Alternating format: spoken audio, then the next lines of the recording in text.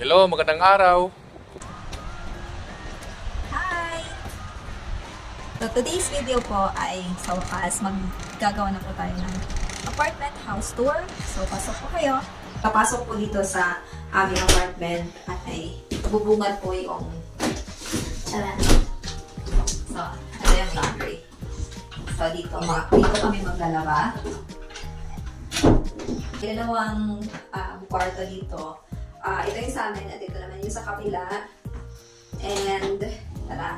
So, ito yung shoe tray namin. Ito po ay isang one-bedroom apartment and fully furnished.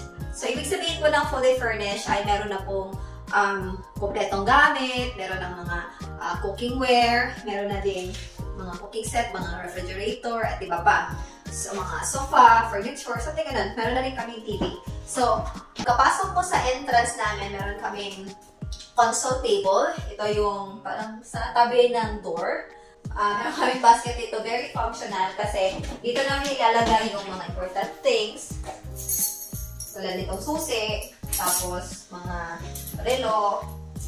Para hindi namin malimutan kapag umalis kami ng bahay. Dito na rin namin inilagay ang aming Bible from our wedding at saka itong rosary namin. And quick story lang, itong rosary namin ay galing pa talaga sa Jerusalem. Binigay po ito ng isang ali na katabi namin noong flight namin. Kasabay namin noong flight namin papunta ng Canada. So, from Cebu to Japan, magkasabay po kami tapos may konting chika upon arrival tapos yun, namigay siya ng rosary from Jerusalem. Nag-visit siya sa house ni Mama Mary and so blessed na nakatanggap kami talaga ng rosary. So, ang pinaka-gusto ko dito sa mga bahay sa Canada, yung mga bahay nila is most likely furnished na talaga or like, parang ang ganda ng pagkagawa. Tapos, meron silang mga ganito, mga compartment kung saan nakatago yung mga gamit nila, hindi basta nakikita ba. Nagkalat man yan is pwede mo lang isarado para matago yung mga kalat. So here, nilalagay namin yung mga jackets namin. So we have winter jackets, tapos yung mga boxes, mga bags namin, so dyan nakalagay. Tapos ito yung TV namin, hindi namin masyadong ginagamit, but this is functional too. Cable with free internet kami dito. Kasama na to sa renta. And then next is ang bike namin, ang unang sasakyan namin dito sa Canada. So ayan, nabili lang namin to siya sa marketplace for, ano siya? No, 60 ba na to ang post? 40 rin yung ikuha. Yeah, for $40. Itong ibang mga gamit na to, katulad nito, tapos itong bike, tapos ang dalawang TV na yan, hindi po sa amin yan, sa katrabaho ko po yan. Iwan niya muna dito sa amin. We're still searching an apartment.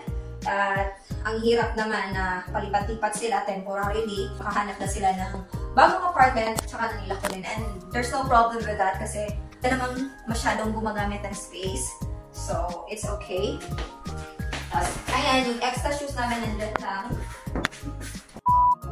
So, dito na tayo sa kitchen. Kagaya ng sinabi ko, it's a fully furnished apartment. So, meron na silang dishwasher. Itong dishwasher na to, never naming nagamit. Yeah. And then, meron ng stove, electric stove. At saka, the oven. Meron na ring refrigerator. So, ayan, yung ref namin. So malaking ref. Meron ding microwave. Tsaka ito. Kasama na rin itong heater. At meron ding toaster. Pero, tinabi na lang muna namin kasi hindi naman namin nagagamit yung toaster na yun. So, ito lahat ay kasama na sa renta. So, kapag ikaw ay nagre-renta dito sa Canada, kailangan alamin mo kung furnished ba or fully furnished yung rerentahan mo. Not furnished yung rerentahan mo. Ibig sabihin, empty talaga yung bahay. Yung sinasabi ko na maganda sa mga bahay nila dito, pero talaga silang mga ganyan, mga cupboards, tapos meron silang mga ganito. So, ayan, nilalagay namin yung mga utensils namin. Tapos, ganyan. So, ang dami. So, ito yung table namin. And, of course, we're a Filipino. Hindi kami gumagamit ng dishwasher. Meron kaming ganito. para sa mga plates namin. Katabi ng kitchen ay ang aming bedroom. Sa bedroom namin, kasama na itong bed. Ano tawag ito? Yung mga beds, frame. Nakaset na itong bed dito. Yung kinontribute na lang namin is yung mga unan.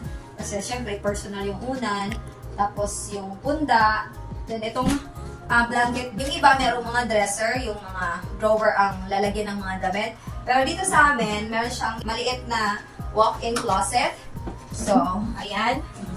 So, yan lahat. Nakalagay yung mga gamit namin. Meron kaming mga shoes from Philippines. Tapos yung mga luggage.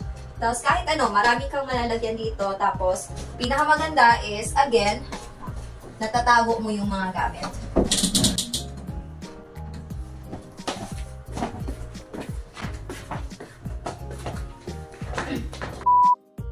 Next naman ay itong aming pantry.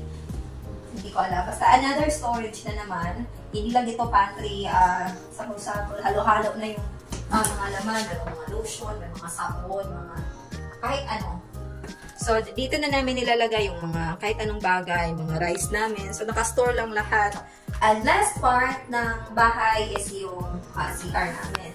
So, ayan. Pag nakikita nyo, meron siyang tub. Tapos, itong mirror. Ayan. Meron mga compartments. So, ayun po yung kabuuan ng bahay. Medyo maliit lang siya compare sa ibang bahay siguro or ibang apartment siguro dahil one-bedroom apartment lang. But, okay lang naman kasi kami lang naman dalawa. Cheaper din siya because we're getting it for 800 without the utilities pa. So, kami ba yung magbabayad ng utilities? We're actually lucky na mura pa itong bahay na nakuha namin. Pag nag-check kasi ako sa marketplace about mga rental spaces, medyo mahal na talaga ang kahit yung mga one-bedroom apartment lang, mahal na siya. Especially dito sa community namin na konti lang yung mga bahay. So, ang hirap maghanap ng apartment. Ibang places sa Canada, itong one-bedroom apartment na to ay pumapalo na sa 1.4 to 1.6. Yung mga 2 to 3 bedrooms, nasa 2,000. Or yung mga isang buong bahay, nasa 2,400. So, nagmamahalan na talaga yung mga rents dito.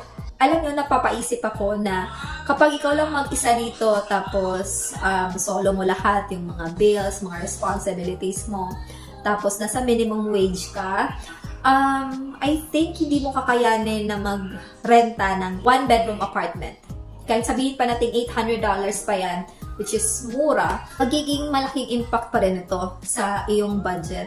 Kaya nga yung iba talaga is like, nagsishare sila sa apartment.